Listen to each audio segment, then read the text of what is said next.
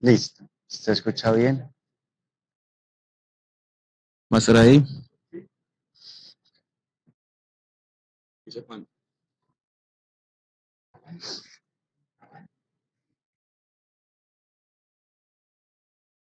Muy buenas tardes, bienvenidos a Conversaciones al Paso, la franja que tiene dispuesta la librería Fernando del Paso, del Fondo de Cultura Económica, con autores locales en la presentación de sus obras y de sus reflexiones. En esta tarde vamos a tener a Nelia Piñón, una artesana confidente en Especial lo Cotidiano, a cargo la conversación con el autor y docente Wilson Pérez Uribe. Profe, bienvenido. Sebastián, muchas gracias. Un cálido saludo para quienes pueden ver este escenario que no tiene otro propósito que el de compartir como un amor íntimo, entrañable por un autor. En este caso, no voy a ser yo como el protagonista en términos de las reflexiones, sino que quiero dejar que Nélida Piñón hable, que muestre algo de su personalidad, de su obra, de lo que es ella. Me parece muy importante que esos escenarios de la cultura, esos escenarios para compartir el arte, la literatura, tengan también su eje, tengan su memoria y puedan circular entre los diferentes públicos. Son escenarios que hay que seguir apostándoles con corazón y alma, si me permiten la expresión. Quisiera, antes de escuchar a Nélida, antes de traer a Nélida, leer unas breves palabras a modo de presentación. Aún recuerdo la primera vez que supe de Nélida Piñón. Recorría con los dedos la sección de Brasil en la Biblioteca Carlos Gaviria Díaz de la Universidad de Antioquia. De golpe me detuve en un volumen titulado Aprendiz de Homero. Leí unas pocas líneas, al azar, sentí que debía llevarme aquel libro a casa. Percibí de golpe que una suerte de casa misteriosa me abría las puertas y yo entré. Hablar de Nélida resulta entrañable. Leerla supone cruzarse con una voz amiga, con una mirada rigurosa y no menos amable. Leerla es ya conectar con una música verbal tejida con oficio. Las palabras llaman a unas, anclando generosos significados que amplifican el eco de la cotidianidad como escenario para pensar la vida. En esta noche quiero convocar la figura de Nélida. Su cuerpo nos abandonó el 17 de diciembre del año 2022. Recordemos que ella nació en el año 1937. Sus obras persisten, cómo no, en dar forma a sus maneras de pensar, a sus consideraciones narrativas, a su honestidad vital, a su sinceridad, a su esfuerzo. Nélida asumió la literatura desde muy pequeña, con amor y con fervor. Los fragmentos que hoy compartiré con ustedes no hacen más que dibujar o mejor presentar algunas obsesiones que la identificaron. La mujer narradora, la escritura literaria como destino, la lectura como raíz, las consideraciones sobre su espíritu brasileño, la vocación artística para mirar en el interior de su propio corazón, la figura entrañable de su padre y las amplias reflexiones que dedicó a la memoria narrativa de la mujer. Esta charla con la que cerramos este ciclo no tiene otro propósito que el feliz compartir de una escritura que, personalmente, ha llenado de horas de gozo, de pensamiento, de asombro y de admiración. No hay más placer que en poder compartir aquello que nos entraña una íntima alegría. Quiero convocar la voz, la figura amistosa y cercana de Nélida, con un video que se hizo en el marco de la Feria Internacional del Libro de Guadalajara hace ya un par de años, donde algunos autores invitados hablaban sobre sus bibliotecas. Les quiero que escuchemos a Nélida, escuchar su voz, la dulzura de su voz, hablando un poco de sus libros.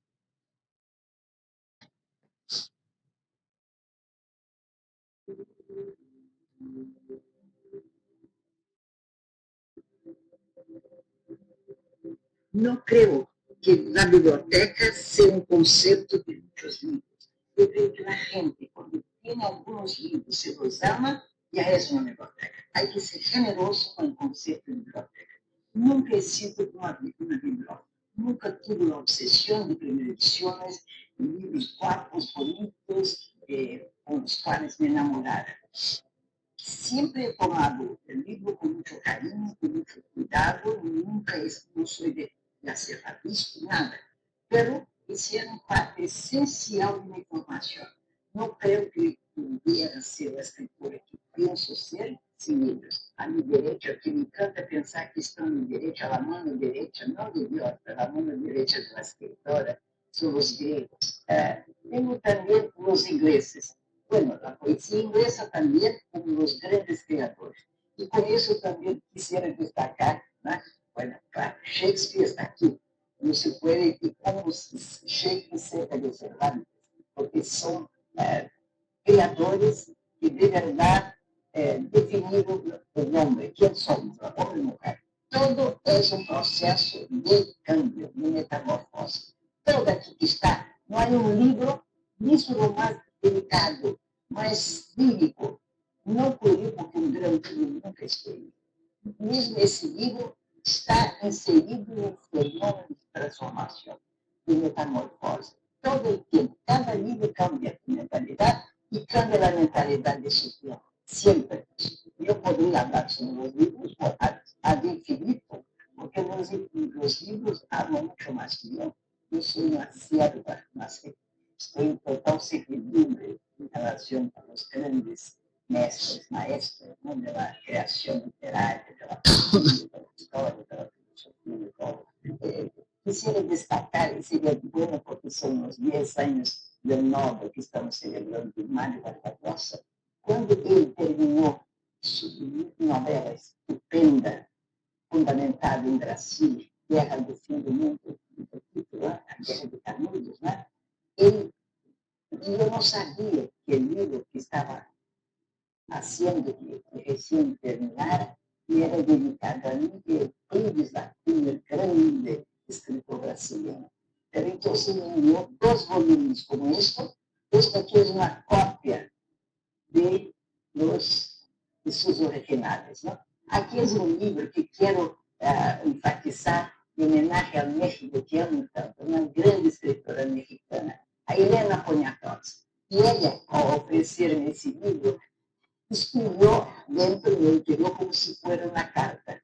Una maravilla. Es muy linda haberlo hecho eso. Cuenta casos con quien estuvo, que hablaron de mi persona. O sea, los libros también son vehículos de afecto y de mutua devoción. Estamos celebrando el centenario de los 100 años de Clarice Lispector, una grande celebración, no solamente en Brasil, pero en muchos países, creo que también en Guadalajara. Aquí tiene esse livro suyo, es una realidad, porque es primera edición, aquí está un poco deshecho, pero no puedo, y aquí es una dedicatoria maravillosa suya, y ha diciendo o quanto confiaba en mi persona, como si ella y yo supiéramos que nuestros destinos, más que literarios y amigos, estábamos entrelazados hasta el final. Y es la primera edición, es muy raro.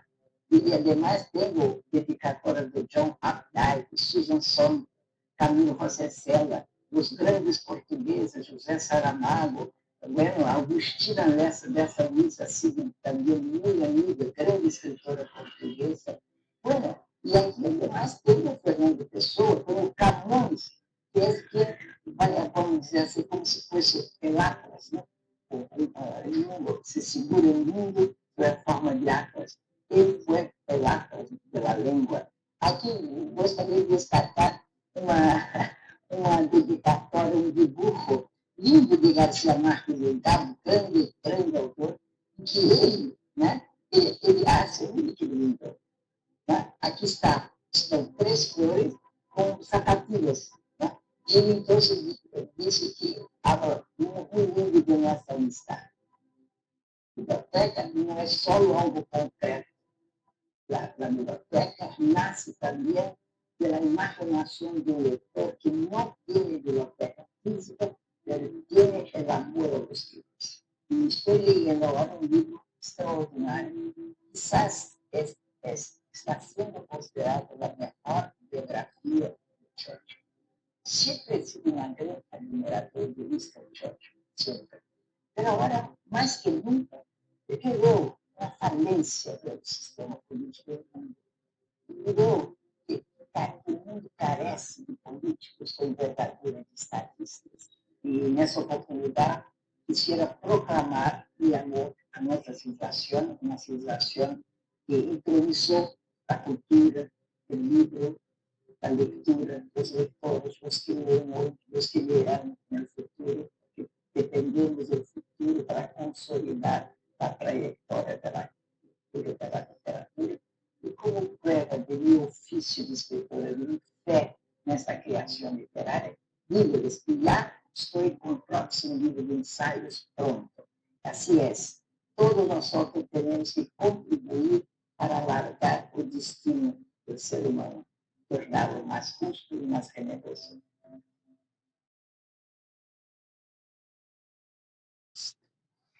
Acá teníamos entonces la voz de nuestra querida Nélida Piñón, hablando de esos amores literarios, de esos libros que son sus referentes. En mi caso, si bien es cierto, son algunos años de estar leyendo a Nélida, de estar buscando a Nélida, siento que hay que hacer otros viajes, incluso Brasil como una patria del futuro, como bien lo quería Stefan Zweig en muchos de sus textos, donde seguir como hurgando en esa memoria que tiene Nélida. Lo que uno cuenta al final son esos libros que lo acompañan. Acá tenemos una selección, no están todos, y yo quisiera presentar a Nélida, convocar a Nélida desde unos ejes temáticos y que sea su voz la que vaya circulando. Entre los textos que no están acá, yo quisiera hablar precisamente de un par. La República de los Sueños, con traducción de nuestro Elkin Obregón. La República de los Sueños narra la fundación de Brasil. Es un texto de un poco de 1000 páginas, donde Nélida pone toda su peripecia narrativa allí en juego, con edición de Alfaguara, al español.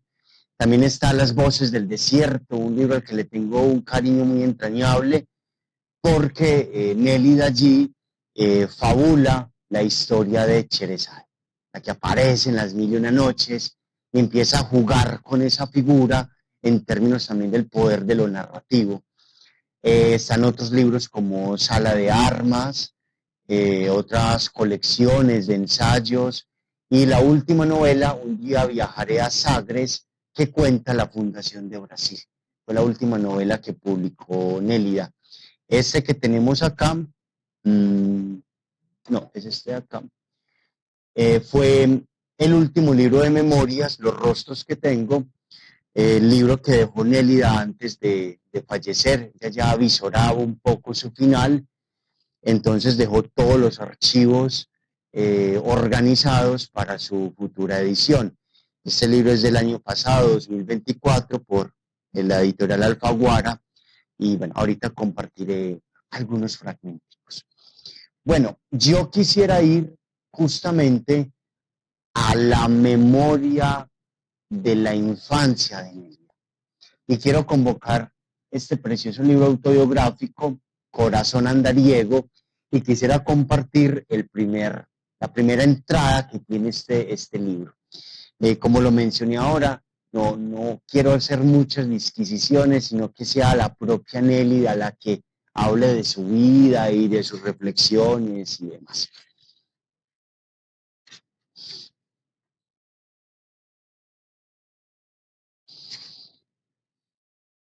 Cuando Nélida empieza a formular la idea de su infancia en este libro, eso implica por un hacer de la escritura, eso implica por un hacer del efecto narrativo.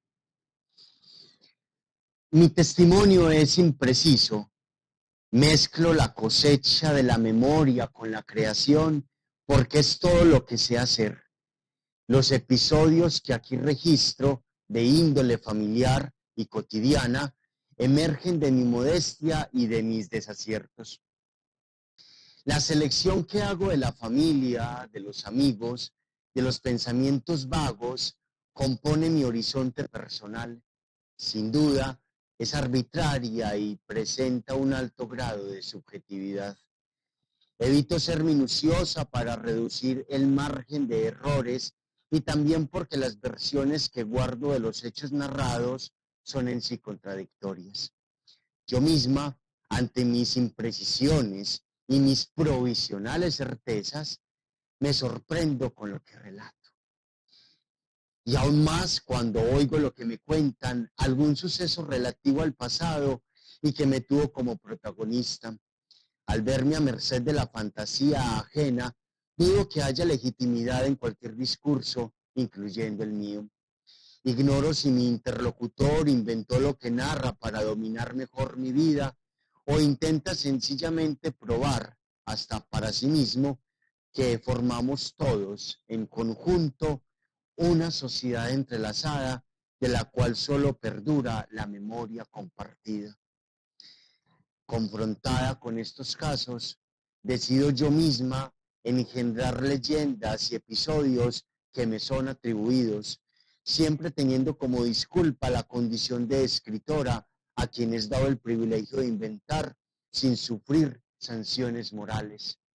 Así, enlazo los temas posibles para entenderme mejor, para subsanar los recursos de la memoria que me abastece con la habilidad de recordar los hechos ocurridos hoy, ayer, milenios atrás, que juzgo míos, pertenecientes a mi esfera tribal, una memoria que al servicio de la codicia nos permite observar las líneas de un mapa y manifestarnos sobre la geografía de las cosas, de los sentimientos, de las islas pulverizadas del Índico, y que nos impulsa a narrar la odisea personal, la saga de lo cotidiano, de la cocina, de la cama, del amor, y que por su eminente carácter narrativo ocupa mi pensamiento, conjura mi silencio, ahuyenta la monotonía narrativa, pero que pronto se organiza y resiste a desintegrarse mediante una simple línea épica y avasalladora como aquella que heredamos de Homero. Es lo que intento hacer. Y esta es la puerta de entrada para presentarles dos escenas muy particulares. La figura del papá, del padre de Nélida, como el gran auspiciador del destino de escritora. Nélida desde muy pequeña tuvo acceso a libros, tuvo acceso a la cultura gallega, tuvo acceso a una memoria familiar compartida no solamente desde España, sino desde Portugal. Luego la familia, por asuntos más de índole personal, viajan a Brasil y ahí se instalan como tal. No voy a relatar aquí de mi viva voz lo que ocurre con el papá, se lo voy a leer. Es una anécdota maravillosa, muy juguetona incluso, pero es donde se va perfilando ese destino literario. 28 lo tengo por acá.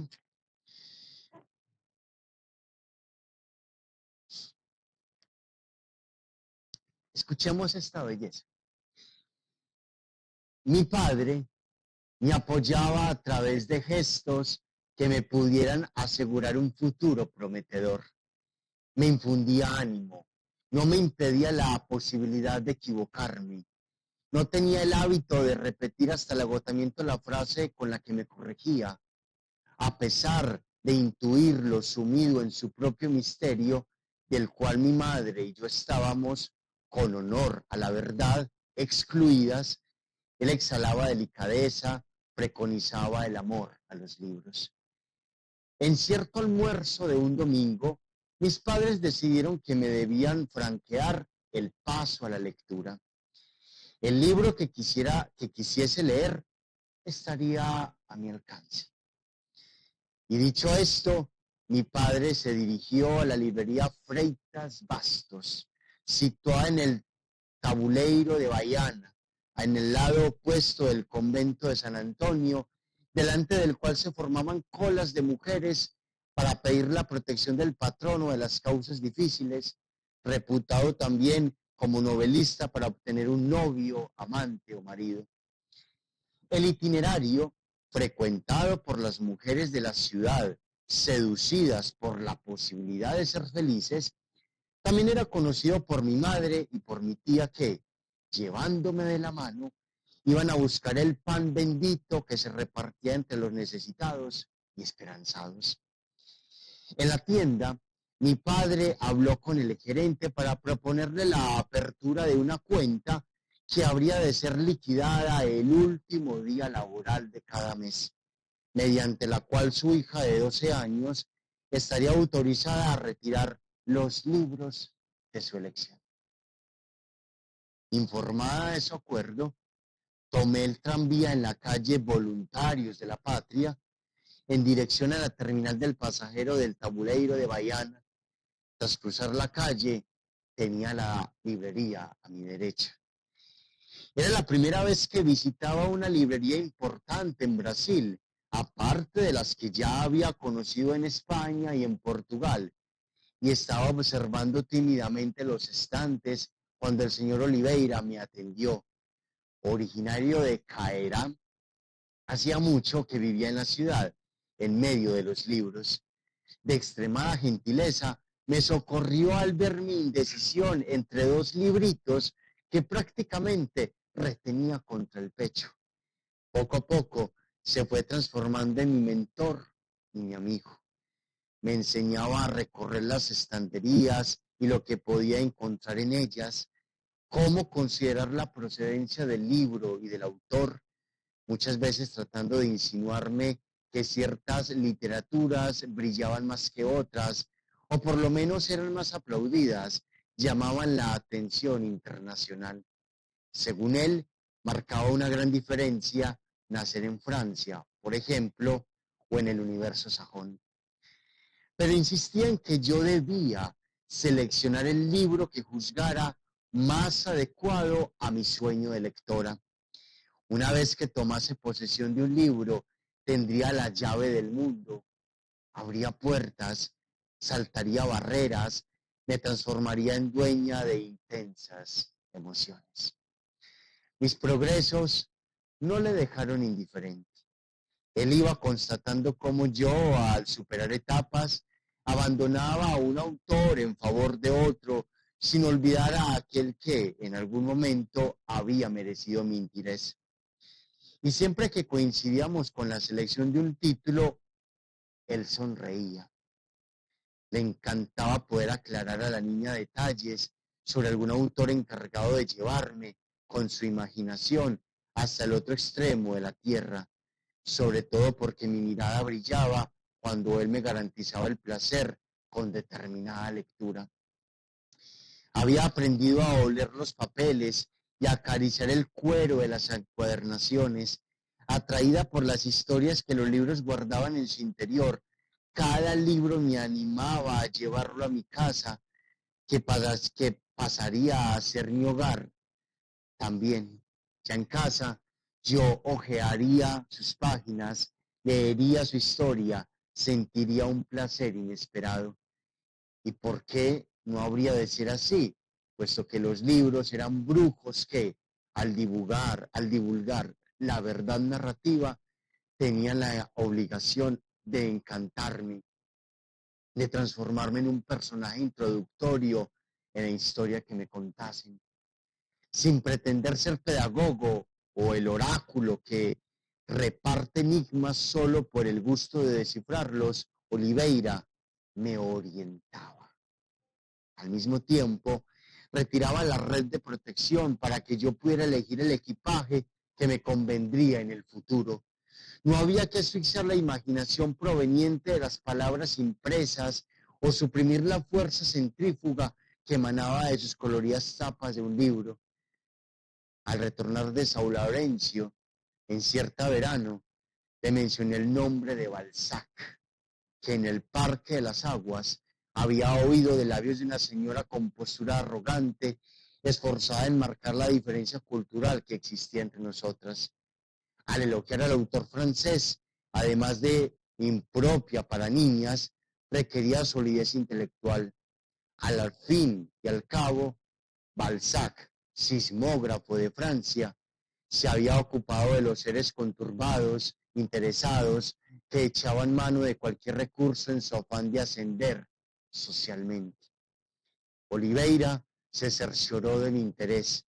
Enfatizó que el autor francés habría de ser para mí un paradigma inaugural, y en el desafío lanzado separó lo que había de Honoré de Balzac en traducción portuguesa o española, lengua que yo leía sin dificultad. La asociación entre nosotros dos, que tardó años en disolverse, siempre salía victoriosa. Yo llevaba los libros a mi casa, relataba al señor Oliveira el efecto que me había causado, y mi padre, pasando por la caja, finiquitaba el débito cada fin de mes. Un acuerdo feliz que me introducía en un universo cuyas puertas se iban abriendo de par en par a medida que yo avanzaba en mi camino. Aquí uno va descubriendo la posibilidad de comprender la biografía lectora de la propia Nelida Piñón. Pero además de eso, de lo que hizo aquí el padre, Nelida empezó a componer cuentos cuando era muy pequeña. Ella los encuadernaba y su papá se los compraba. Ella relata en Aprendiz de Homero, en el ensayo que se titula La epopeya de la lectora Nélida, que ella a partir de ese hecho emprendió a entender qué significaban los derechos de autor. Con ese simple hecho de ahí como tal.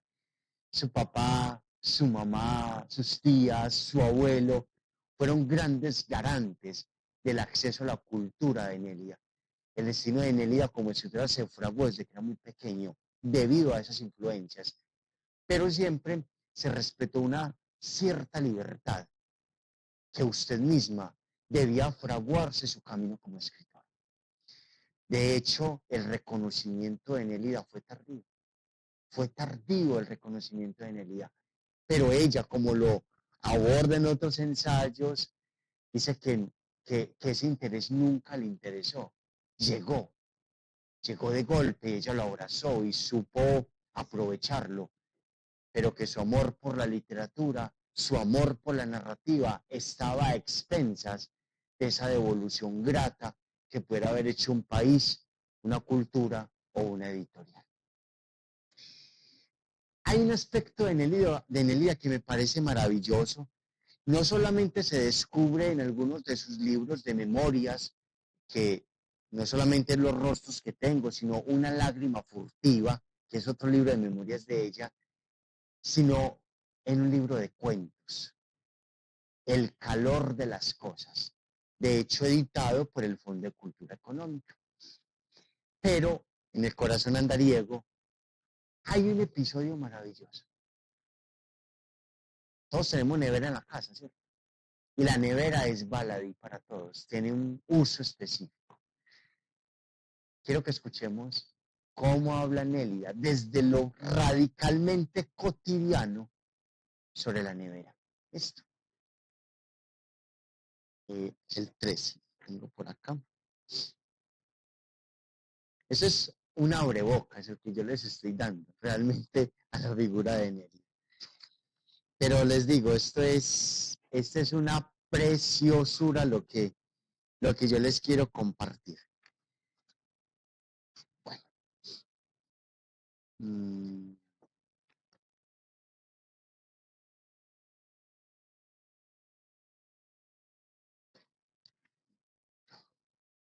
yo creo que no era este.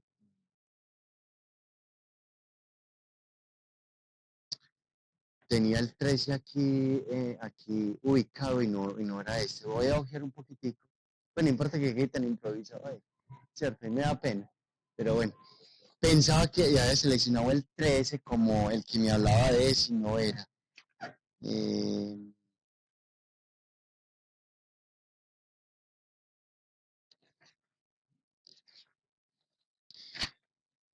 si ya lo tenía seleccionado. Eso es lo del padre.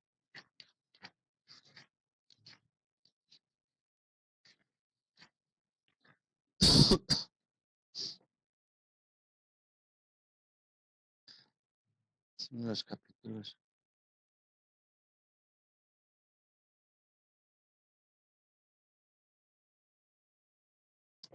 Lo perdí.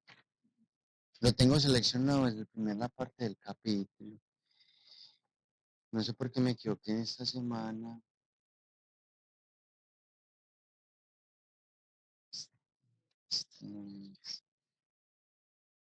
Taratán.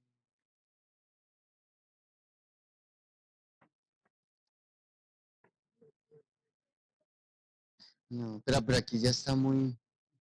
Me da tanta pena, tanta vergüenza. Mm, aquí está. Era el 15. Era el 15.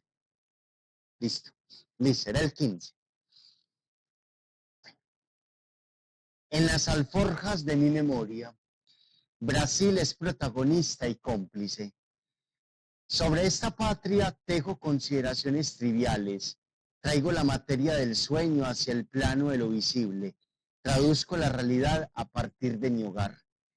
La casa, al fin y al cabo, es la medida de todos. Es el espejo del tejido social en que nos movemos. Entre las paredes amigas, rodeada de objetos inanimados, reproduzco la vida y la historia brasileña en las analogías que hago. Así, un objeto elegido por azar pasa a simbolizar el esfuerzo colectivo de muchas generaciones. La cocina de mi casa es la fantasía de lo corporal. Allí afloran tradiciones brasileñas que exaltan los sentimientos. En medio de los olores y los sabores se puede rastrear la genealogía de los nuestros y se certifica el grado de progreso económico. Es forzoso decir que la vida alrededor del fogón gana en densidad. ¿Y por qué no habría de ser así, dado que la imaginación tropical, intensa y desvergonzada, emerge de las ollas de la feijoada, de la sensualidad que purifica el paladar? Desde mi infancia, me parecía que la nevera se agigantaba en medio del torbellino del escenario humeante de la cocina. Por regla general, blanca. Su solidez, como mueble de la casa, se asemeja simbólicamente a un mango enclavado en el centro de un huerto nostálgico. Esta nevera, cual reflejo de un progreso casi lírico, es protagonista de maravillas y esperanzas. En sus estantes y cajones, al lado de la mantequilla o del queso de Minas, se esconden, quién sabe, las cartas de un amor prohibido. ¿Acaso la correspondencia del emperador segundo, destinada a una francesa que conoció en el doloroso exilio europeo? Especie de tótem urbano, ese refrigerador nos sirve con resignada eficacia. A nadie se le ocurre saludarlo por las mañanas, agradeciéndole los buenos servicios que nos presta. Sin embargo, esta nevera, ya acostumbrada a la ingratitud humana, nos ofrece a cambio beneficios originarios de sus caprichos tecnológicos. Pero eso no siempre fue así. En la época en que mi madre y yo íbamos en tranvía para llegar a Tijuca, Nos consolaba mirar las revistas extranjeras con la esperanza de que en el futuro pudiéramos adornar la casa con un invento tan descomunal como la nevera. Parecía la ballena Moby Dick.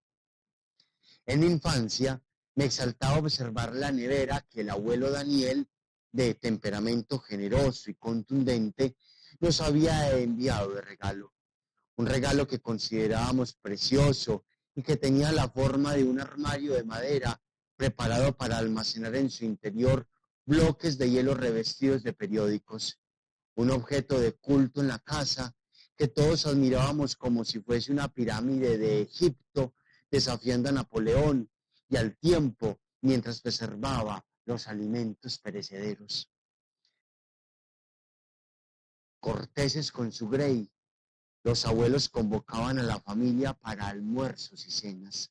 El pulpo ibérico, uno de los platos fuertes de la casa, hecho según la receta de mi madre, había salido del frigorífico del barco, atracado en la plaza Mauá y traído directamente hacia la nevera que los abuelos también tenían en su cocina.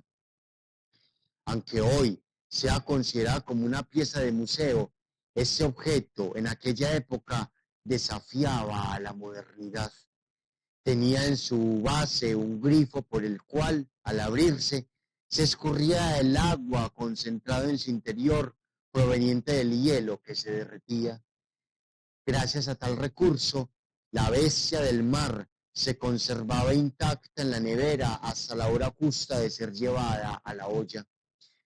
Y esto ocurría mientras el papel del periódico, leído en la víspera, se disolvía enganchado a la superficie del bloque de hielo, donde antes tiempo a tío Antonio o a algún otro miembro de la familia de leer trocitos de una noticia. Y al sentarnos a la mesa, cada detalle de la comida, celebrado en medio de los gritos y murmullos de la familia, fertilizaba la memoria que recorreríamos en el futuro como yo lo hago ahora.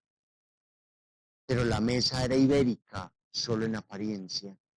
La matriz de Europa se disolvía en nosotros poco a poco, como el periódico se había deshecho en contacto con el hielo al derretirse. Y teníamos en nuestras manos, a pesar de la displicencia del país, la materia secreta del Brasil, de la que todos estamos hechos. Y eso es lo que convoca Nelida. Ese paraíso de lo cotidiano, al final de cuentas, es el alimento más pulpo, es el alimento más sagrado para hacer su literatura. Su literatura no tiene otras disquisiciones que las aventuras en su hogar, que sus viajes, que los cuidados de Gavetinio, su perrito. En otra entrevista, hecho con Alberto Manguel, que se la recomiendo bastante en el Instituto Cervantes, ella hablaba de que no a la hora de tomar el avión para regresar a Brasil porque Gavetinio estaba solo en la casa y que exigía la presencia de Nélida. Nélida nunca tuvo sus amoríos, pero Nélida nunca se casó. Nélida no tuvo hijos. Gran parte de su vida fue dedicada a cuidar a su familia y a cuidar a Gavetinio, a su perrito, como tal. En otro texto pues autobiográfico, el libro de Horas, también publicado por el Fondo de Cultura Económica, ella aborda mucho ese mapa geográfico de su propia intimidad, de su propia vida. Bueno, para seguir avanzando, yo quiero indagar en la lectora Nélida, en la Nélida como oficiante de los libros, desde la práctica de la lectura. Ya tuvimos un primer mapita de lo que era Nélida como niña en esas aventuras en esta librería, pero quiero indagar un poquito en sus reflexiones sobre los libros, sobre el arte de la lectura. Entonces quiero convocar a los rostros que tengo en el capítulo número 13, ahí sí es el 13, espero no equivocarme, ahí sí es el 13, es cortico, y se titula Las lecturas. Yo creo que es muy importante, o a mí me ha parecido muy interesante, que cada vez que me engancho con un autor, siempre trato de buscar en sus textos cuál es la memoria de su biografía lectora, cómo se hizo escritor o cómo se hizo escritora. Y fundamental está la práctica de la lectura allí. Ahí está fundamental. Voy a leer dos. Y ahorita voy a convocar a El aprendiz de Homero. Las lecturas. Miren esta hermosura con la que inicia. Leo de la misma forma que vivo. La lectura no se debe únicamente al placer estético, me brinda la savia de mi existencia. Me cuenta lo que quedó atrás y que yo no conocía. Revela quién soy o en quién me convierto una vez que asimilo aquello que hasta ese momento se había conservado en el interior de una concha del Pacífico. La lectura se ha vuelto imprescindible para dialogar con Cervantes y con el inglés de Shakespeare y con otros muertos inmortales. Gracias a los libros, aprendí aquello que la ambigüedad narrativa encierra en su discurso, aquello que protege, siempre dudoso, flexible, con sus ráfagas de luz. Aprendí a ver cómo cada página ilumina y oscurece la materia que los siglos se han resistido a desnudar. Yo misma y el resto de los mortales incluidos, griegos y teólogos de todas las creencias, y hasta Dios, que por medio de Isaías y Jeremías estableció el canon que certificaba qué discurso era propiamente suyo. Así pues, con cada texto que leía, devenía una arqueóloga que exploraba los misterios agrupados en formación romana en el campo de batalla.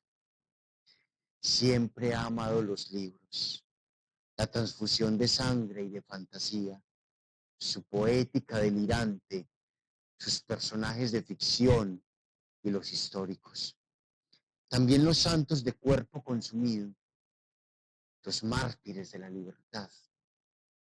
Cuanto ellos afirmaban, para ponerlo yo en duda, pero respetaba la sabiduría de aquellos pueblos que a lo largo de los siglos, en medio de la barbarie, la tiranía, el genocidio, lograron humanizar el alma perversa. Leo cuanto cae en mis manos y compadezco a mi especie, pero también me deslumbra la sublime genialidad de algunos de nosotros. Sigo preguntándome si merece la pena salvarnos, si algún día lograremos inyectar en nuestro corazón la esencia que nos reconcilie con la bondad, si nuestra civilización adoptará raseros distintos que anuncien un nuevo universo. Y aunque siga leyendo, ningún libro me ha revelado la clave para reclamar la felicidad, la paz que necesito. También la bonita conciencia de que los libros, si apenas son brújulas, los libros no tendrían por qué ser casi puertos seguros que revelasen verdades absolutas. Apenas anuncian ciertas búsquedas. ¿De cuánto no habrá leído Nelida Piñón que en esas últimas reflexiones en su vida se daba cuenta que debía seguir leyendo? Quiero convocar entonces, en la 311, de el libro de ensayos Aprendiz de Homero, de su ensayo maravilloso, al cual le tengo mucho, mucho afecto, su ensayo las aventuras de la lectora Nélida. Este es 311.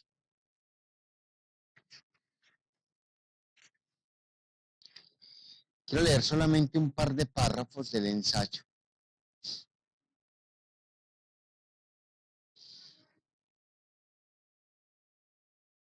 Si uno empieza a vincular la figura de la lectora Nélida, eso nos va dando pistas de la figura de la escritora Nélida. Y hay un punto ahí, como un punto de balance, que es la figura de Homero. La figura de Homero. Hace años que converso con Homero. Fui educada para entenderlo. Unida al poeta por tradición y por coherencia civilizadora, nada en él me resulta ajeno. Sus personajes son familiares, comen conmigo a la mesa, nos repartimos el banquete común y aunque ame a algunos más que a otros, respeto el drama que los llevó a la guerra y a la aventura. Les pido, sin embargo, que me hablen de sus aflicciones como si yo no hubiese leído la Ilíada y la Odisea. Intuyo que ciertos detalles fueron deliberadamente omitidos por Homero, pero al oírlos en confesión, los traigo hasta Río de Janeiro para que vivan en mi compañía los percances de la modernidad. Sin duda alguna, nos separan milenios. Aquiles, perdón, sin duda alguna nos separa milenios, pero Homero es un amigo del alma y aunque no le envíe faxes del fax o correos electrónicos, le inscribo en la categoría de los seres a los que recurro en la madrugada si los necesito. Él es accesible a mi corazón. Dejo claro, sin embargo, que semejante familiaridad no significa que le robe su grandeza o le prive de las merecidas reverencias. Solo actúo así en la condición de la heredera suya, por formar parte de su mito, por disfrutar por las mañanas de los beneficios de la civilización que él ayuda a engendrar, una circunstancia que me asegura vivir intramuros de su ciudadela, rodeada por guerreros, santos y astutas criaturas, la interminable cadena de seres que surgen de su narrativa. Aunque habite los trópicos, por debajo de la perversa línea del Ecuador, nadie me usurpa la alianza de oro que ostento en el dedo anular como una especie de epíteto o frontispicio. Es un enlace tan íntimo que casi me permitiría adoptar el apellido de la familia del poeta en el caso de que hubiese alguno, sin que tal gesto, no obstante, ofendiera la memoria de mi madre, Carmen, y de mi padre, Linio, muy susceptibles en estos asuntos de la herencia.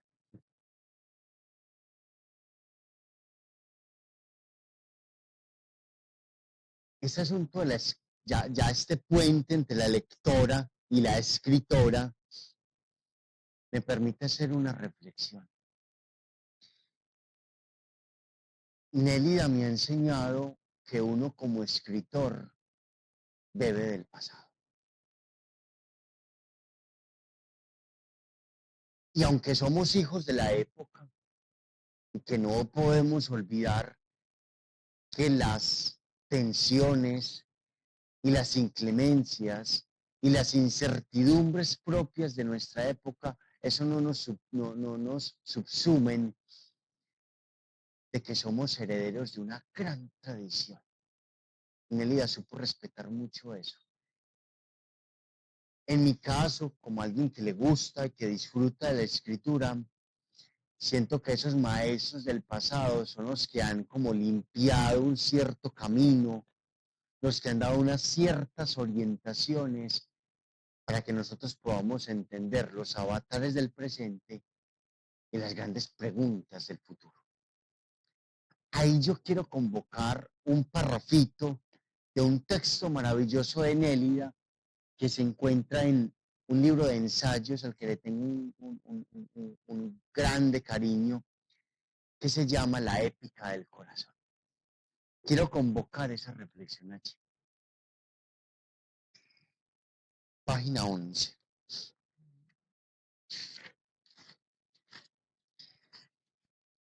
El ensayo se llama Heródoto y la aprendiz Nélida.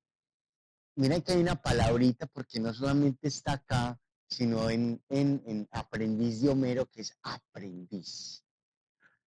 La figura honesta y modesta y sincera de Nélida con su trabajo siempre fue muy asentada en la tierra. Por eso esa la palabrita como empieza a jugar. Es una aprendiz. Desde todo el reconocimiento que recibió, siempre se consideró una aprendiz. Había dicho que era la página 11, ¿cierto? Bueno.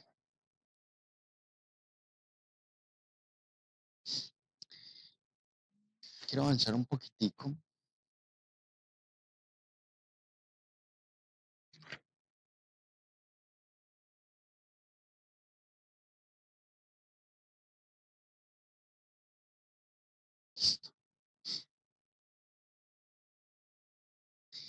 La voz de Homero resuena aún hoy entre nosotros.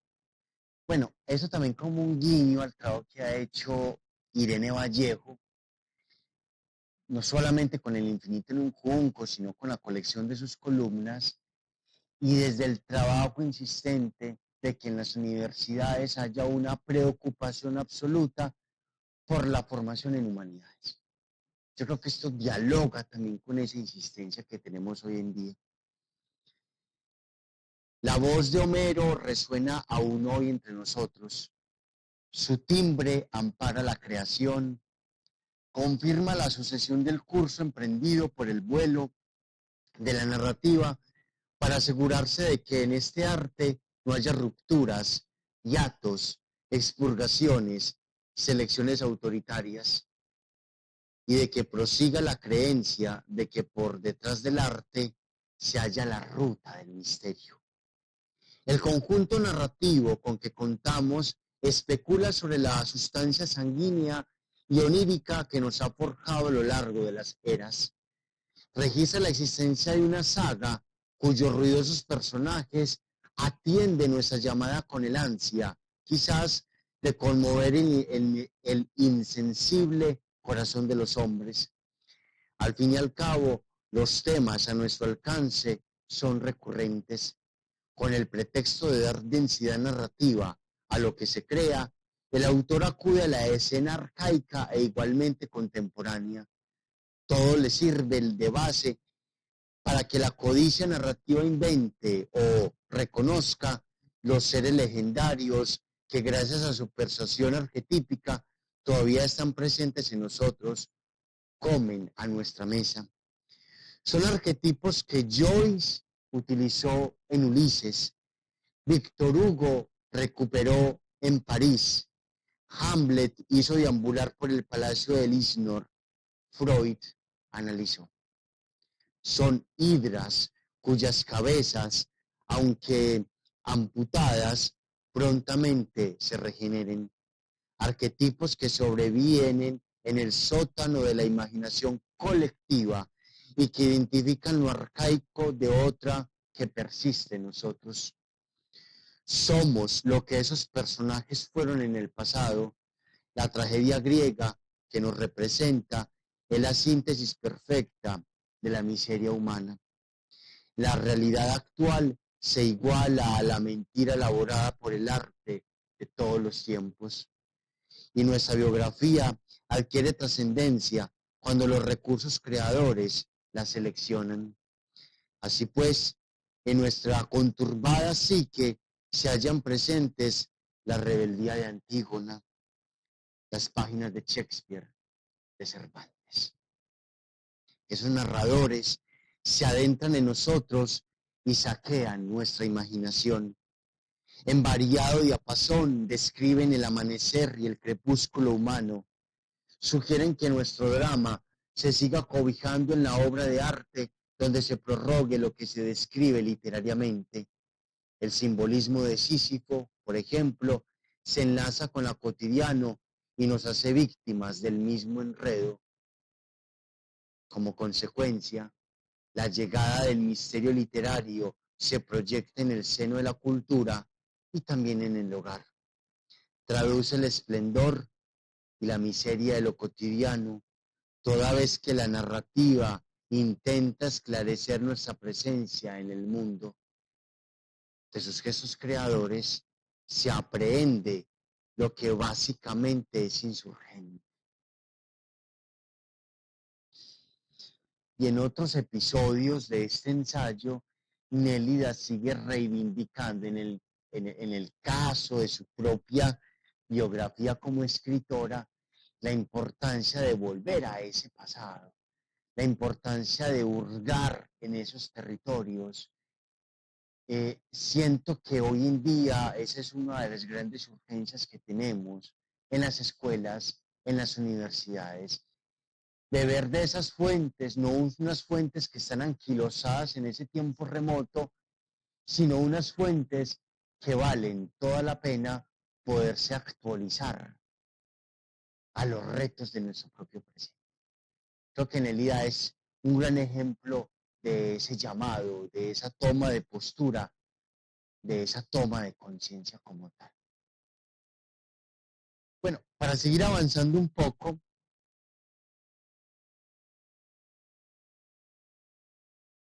hay algo maravilloso en Nélida que tiene que ver con la, la figura de la mujer como narradora.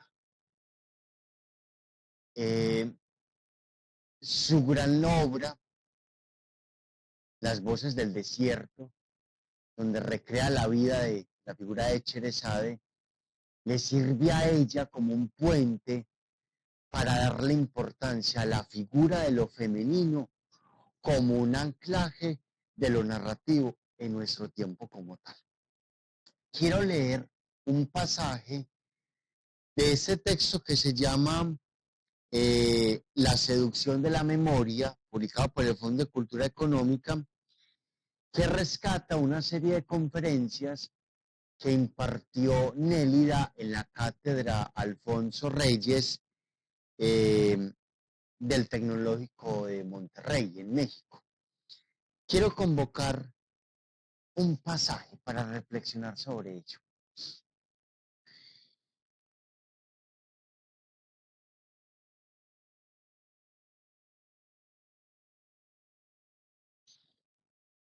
La memoria de la mujer, sin embargo, fue acumulando en sus intersticios, como si fuera polvo, la materia que emergía de las realidades milenarias. Fue peregrinando por los siglos, por las tierras de los rituales, pisó suelo sagrado en ceremonias religiosas. Hay que recordar aquí que la mujer en un momento estuvo al frente de los misterios de Eleusis, de blanco, delante del cortejo, y en aquel tiempo conocía el lenguaje para comunicarse con los dioses, tenía acceso a ese discurso con el cual se dirigía a los múltiples dioses, desde entonces y hasta que fue también expulsada del centro sagrado. Esta memoria femenina, aunque secreta, puesta al margen, conoció todas las geografías, todos los mares, todos los rituales, la vida nómada y terminó, evidentemente, dominando de manera especial la geografía de la casa. Se convirtió en maestra del hogar, confinada entre cuatro paredes, pero se dedicó con devoción a valorar, a homenajear la sala, la cocina, el jardín, la habitación. Estableció ahí, en aquel ámbito, el espacio del afecto, el espacio sexual, el de la procreación, una garantía del poder de que la provenían de alguna manera, precisamente el afecto, el amor, el sexo y la procreación.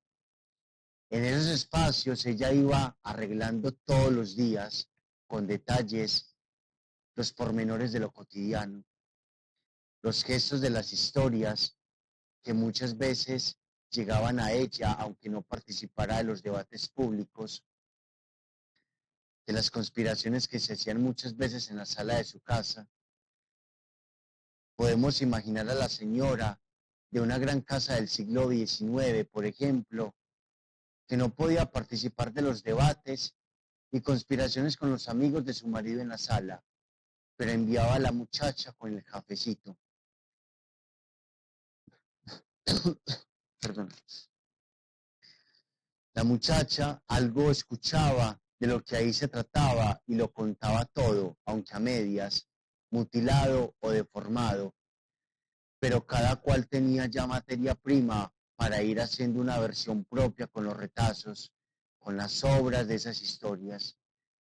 Eso es lo mejor porque al final de cuentas, la historia entera, la verdad absoluta, nunca se cuenta ni a sí misma. Esa figura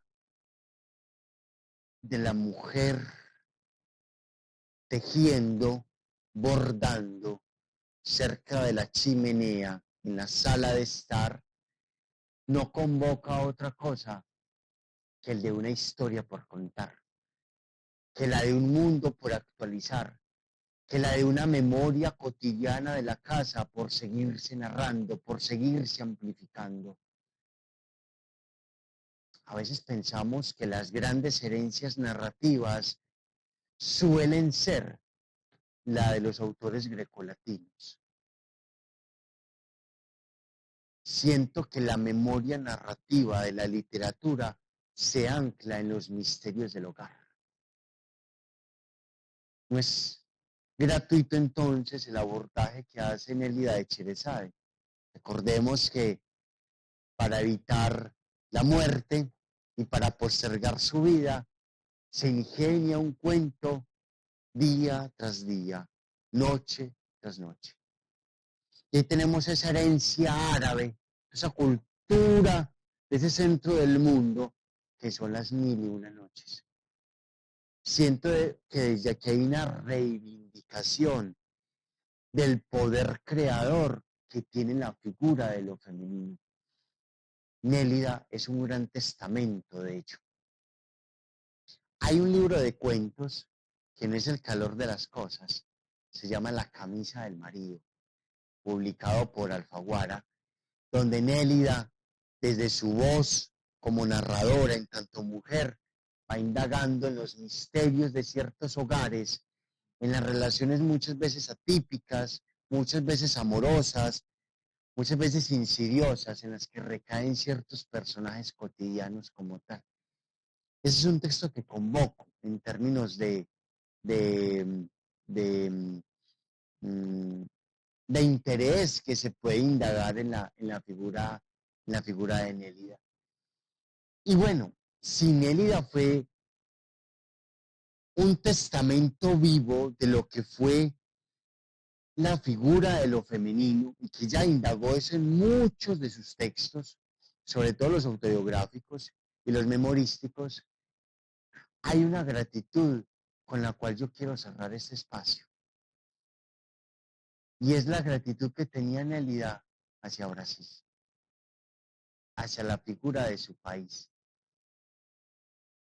No solamente porque allí se configura la herencia narrativa de la que bebió Nélida, sino porque allí conoció a Clarice Lispector, que fue su gran amiga.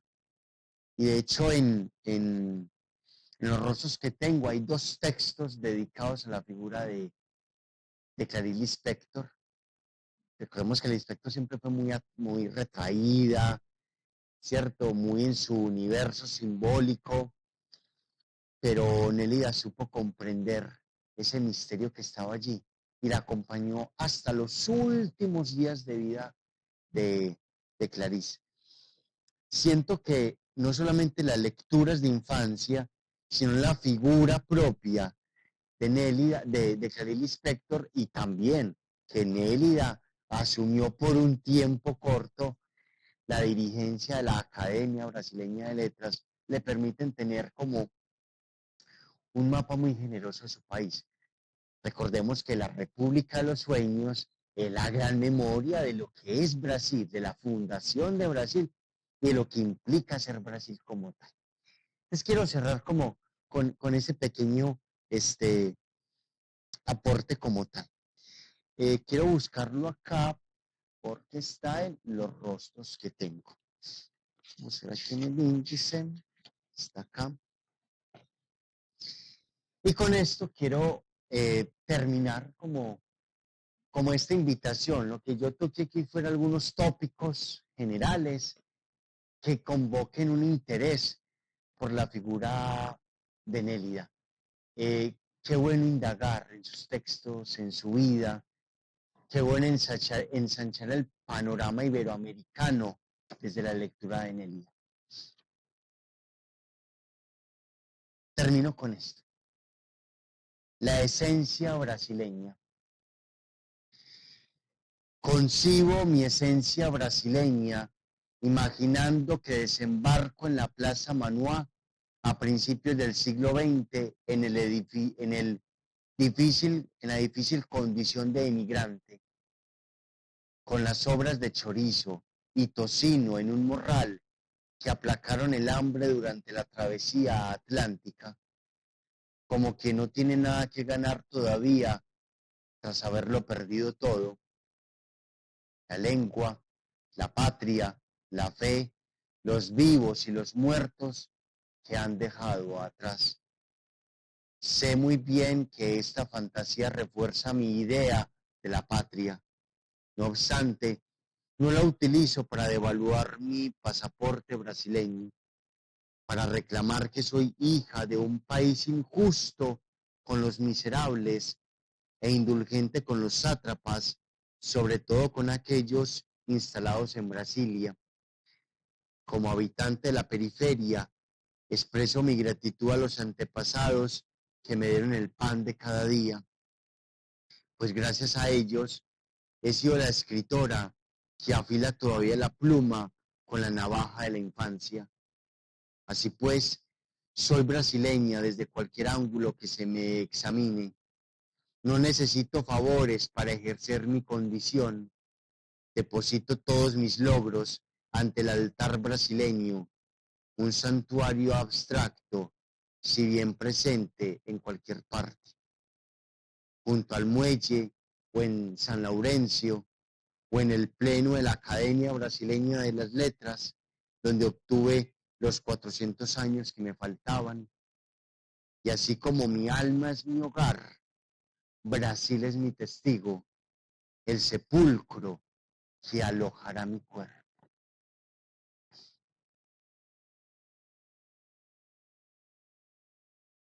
Quiero expresar una gratitud infinita a Sebastián, desde el Fondo de Cultura Económica, desde la librería Fernando del Paso, desde la Biblioteca Pública Piloto, por acoger estos espacios en los que yo quise compartir ciertas pasiones personales, ciertas indagaciones íntimas, y qué bueno terminar este periplo mostrando, compartiendo, convocando la, la figura de Nélida Piñón como un pasaporte a la lectura de Brasil, a la lectura de Iberoamérica, a la lectura de España, de Portugal, a la indagación siempre pertinente de nuestras propias biografías. Esa es la gran invitación de Nélida. Muchas gracias. No sé si hay aquí preguntas que podamos conversar un ratico también, o impresiones de lo que queda acá con él.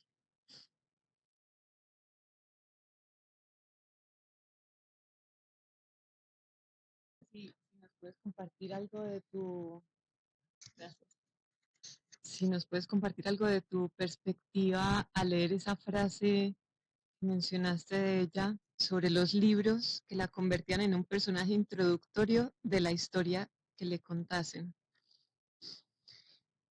Esa frase es muy diciente, muy bonita, porque va lo siguiente. Los libros nos anclan en el tiempo. Los libros nos vuelven personajes del pasado. Somos al final de cuentas casi amigos, casi compañeros de esos grandes textos que han circulado en la memoria literaria de lo que somos hoy nosotros. Nos instalan en un tiempo pasado para poder comprender las sombras en las que se puede dibujar nuestro presente y a su vez nuestro futuro. Siento que los libros nos dan raíces y esas raíces se configuran y se enraizan en el tiempo del cual somos herederos. Por eso los libros nos enriquecen. Por eso los libros nos permiten la posibilidad de ser otros yoes, de amplificar los latidos de nuestro corazón, de que a veces esas cuatro paredes en las que vivimos se logren derrumbar un poquitico. Yo creo que esa es la reflexión que genero sobre eso que nos invita a Inealidad desde su propia experiencia como lectora. Yo creo que también es ser un poco más compasivos, ser un poco más abiertos al dolor del otro. Justamente en estos días en Entre Ríos, en una librería que hay allá, y un taller conversatorio que llama Escribir el Dolor. ¿No? Hay 10 personitas que estuvieron y leímos textos de experiencias testimoniales de la Segunda Guerra Mundial. Pues cosas demasiado dolorosas que nos llevaban a que nosotros amplificáramos lo que somos hoy en día en esas memorias del pasado, para evitar repetir esos horrores como tal. Y también como una posibilidad de que nuestras propias vidas no son pobres. Yo creo que en el día es una fiel testigo de eso. Solamente que nos falta esa invitación de indagar en esa memoria de lo cotidiano para indagar allí. No solamente como lectores, sino como posibles creadores de ello también.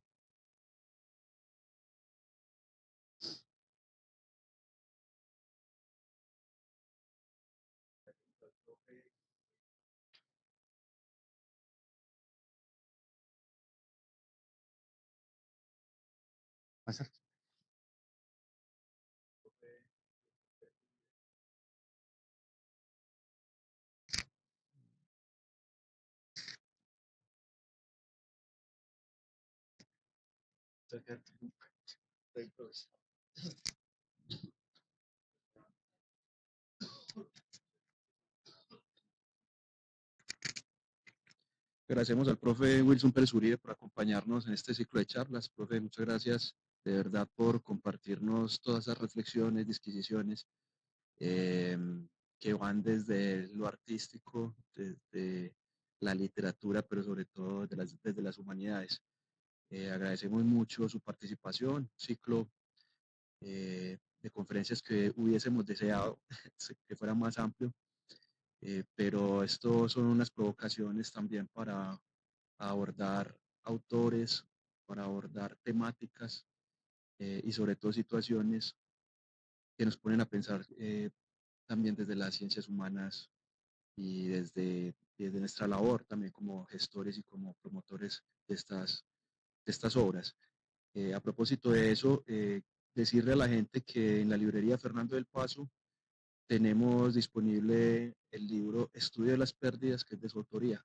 Invitarlos a que pasen, conozcan el texto, lo lleven y miren una manera también muy humana de abordar esa cotidianidad que aparece en este libro, que hizo parte de la primera conferencia de la primera charla que tuvimos en este ciclo. Nuevamente, muchas gracias a ustedes, a la Biblioteca Pública Piloto por recibirnos. Nos esperamos en otras oportunidades en esto que se llama Conversaciones al Paso. Muchas gracias, feliz noche.